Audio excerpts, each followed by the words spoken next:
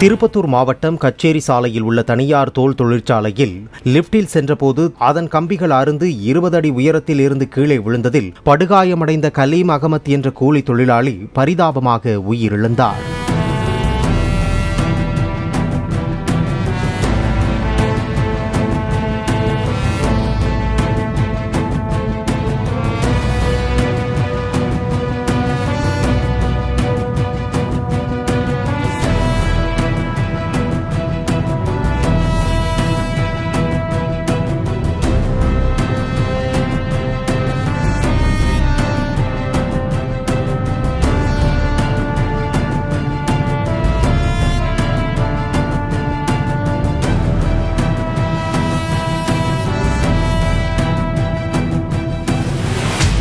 Play store மற்றும் app ஸ்டோரில் இருந்து பாலிமர் செயலியை QR கோடு மூலம் பதிவிறக்கம் செய்யுங்கள். செய்திகளை உடனுக்குடன் பெறுங்கள்.